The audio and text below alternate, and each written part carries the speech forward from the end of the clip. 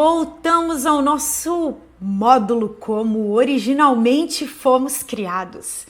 Você está empolgado como eu sou empolgada com essas aulas e com essa compreensão? Que você pode criar todas as coisas ao ser imagem e semelhança do Senhor. Imagem e semelhança de um Deus criador e que criou todas as coisas por meio de palavras. Isso não é maravilhoso? Não é maravilhosa essa compreensão? Agora nós vamos meditar em dois poderes que recebemos na criação. Ou tantas coisas estão envolvidas na criação.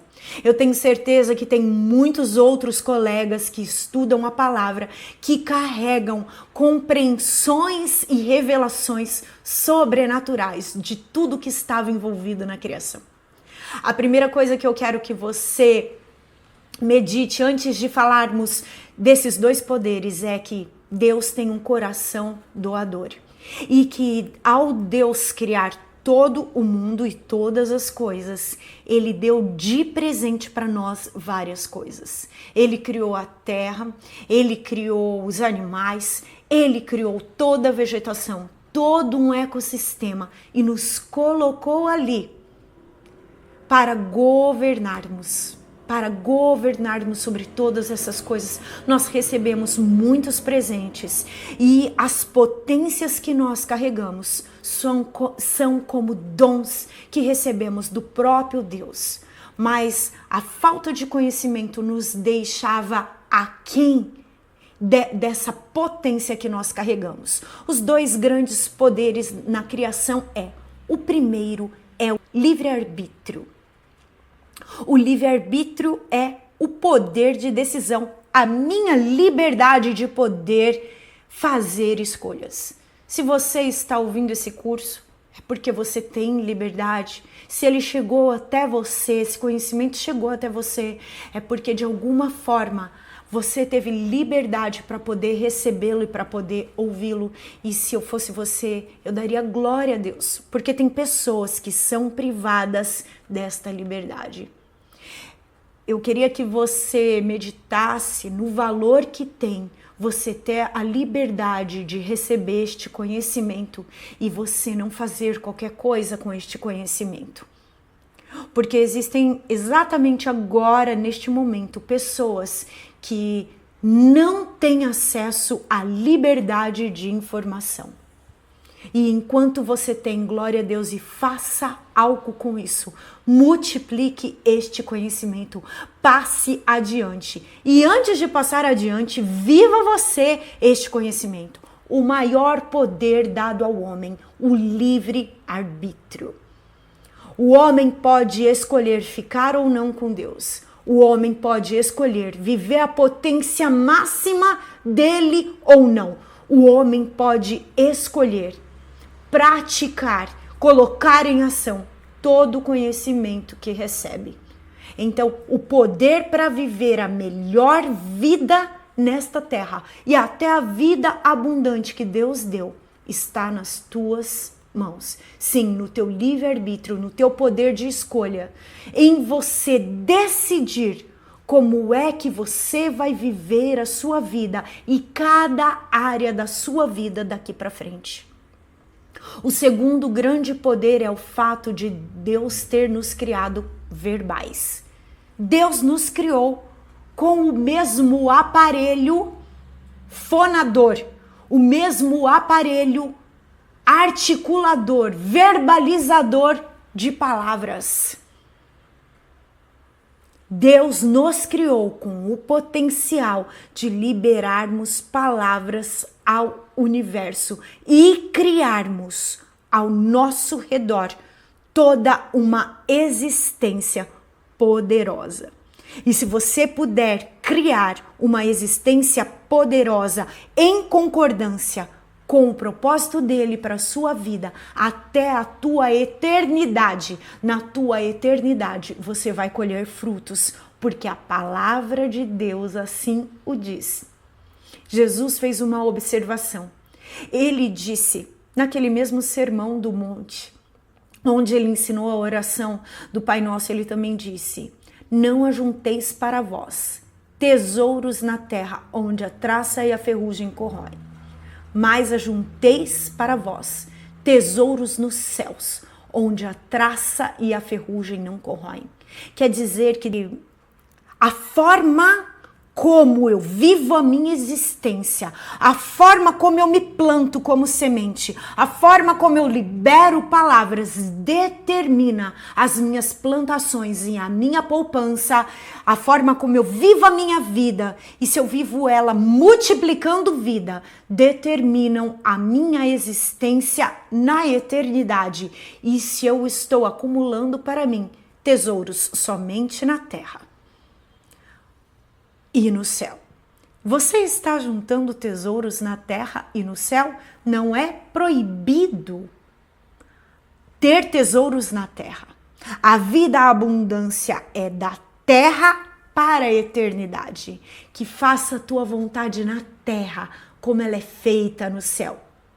Mas sabemos que a nossa vida existencial na terra, ela tem um fim.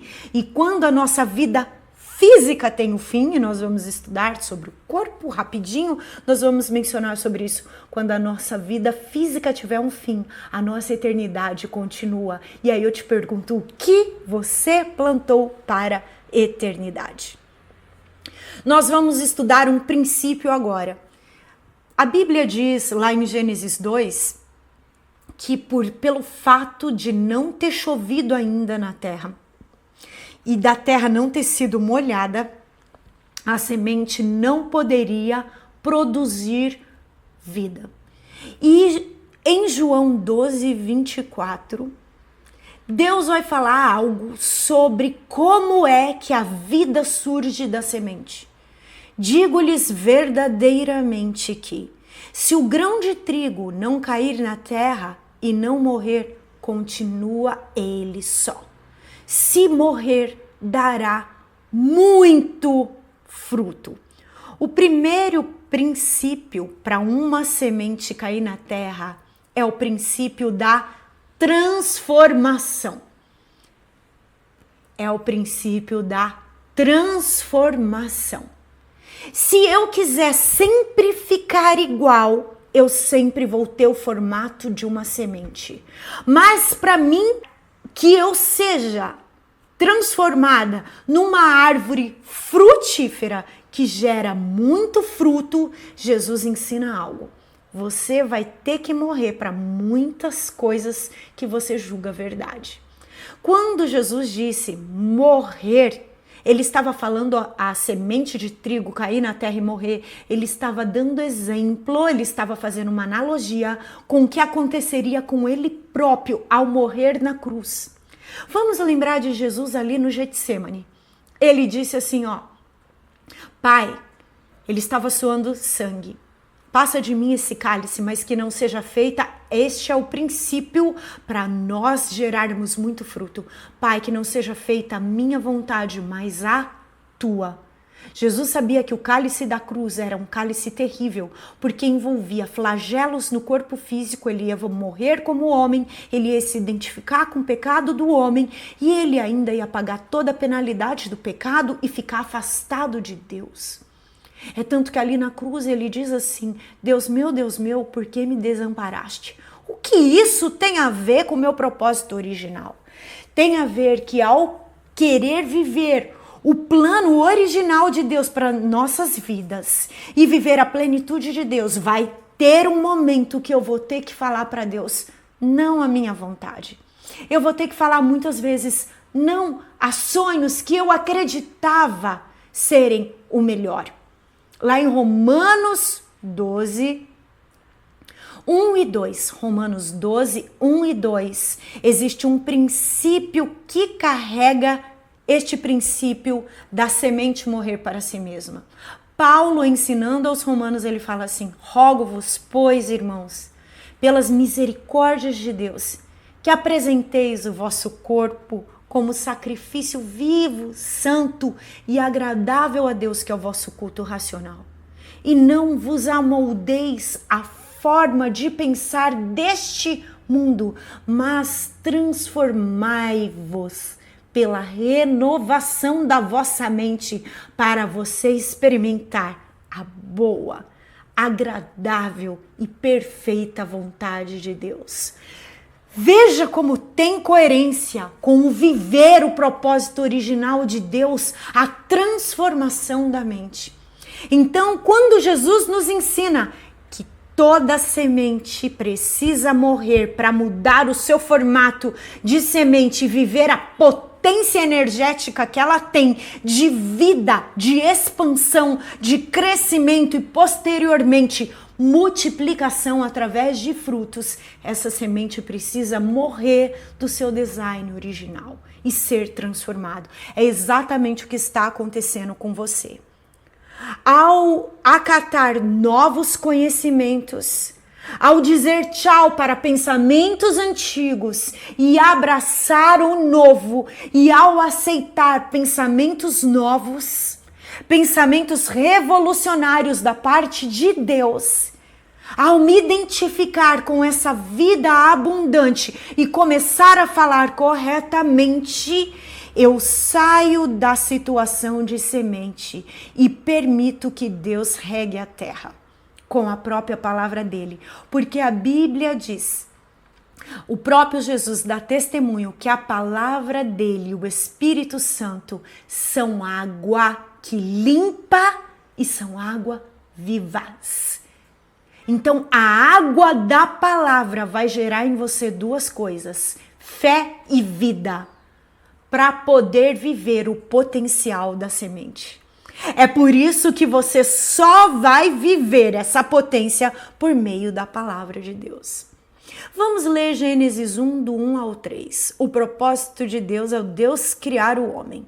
Para nós concluirmos esta parte. Para Deus criar algo do invisível, ele desejou, visualizou, concordou e falou. No princípio criou Deus os céus e a terra, era a terra sem forma e vazia, trevas cobriam a face do abismo, e o Espírito de Deus se movia sobre a face das águas. Disse Deus, haja luz, e houve luz. Agora veja em Isaías 45, 18. Pois assim diz o Senhor, que criou os céus, ele é Deus, que moldou a terra e a fez, ele a fundou, e ele não a criou para estar vazia. O propósito da criação da terra não era estar vazia, mas a formou para ser habitada. Ele diz, eu sou o Senhor e não há nenhum outro. Isaías 45, 18. E nos Salmos 115, do 15 e 16, mais uma compreensão da criação, da terra, dos céus e do homem. Sejam vocês abençoados pelo Senhor, que fez os céus e a terra. Os mais altos céus pertencem ao Senhor, mas a terra ele confiou ao homem. Nós ouvimos muito. Deus criou os céus e a terra, Deus está no controle de tudo.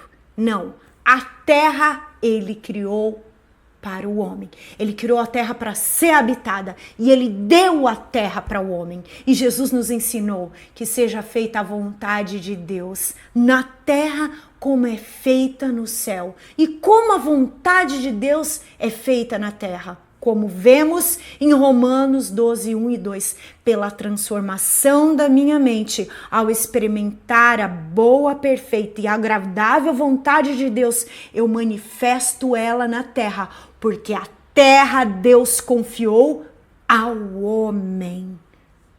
E nós vamos começar a próxima aula lendo novamente isso em Gênesis. Espero que este conteúdo tenha abençoado a sua vida. Todos os dias, de segunda a sexta-feira, será liberado neste canal pequenas aulas sobre identidade espiritual. Se você gostou desse vídeo, curta, compartilhe e deixe o seu comentário, pois ele é muito importante para nós e faz com que o YouTube compartilhe com mais pessoas.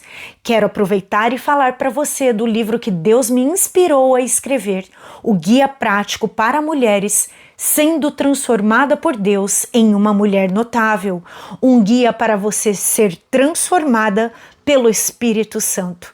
Além de abordar vários assuntos do universo feminino, este guia conta com conteúdo bíblico em cada capítulo, questionários para autoconhecimento e declarações poderosas em formas de orações pessoais para a cura da alma e desenvolvimento pessoal. Você pode adquiri-lo pelo QR Code que aparece na sua tela ou pelo link da Amazon na descrição deste vídeo.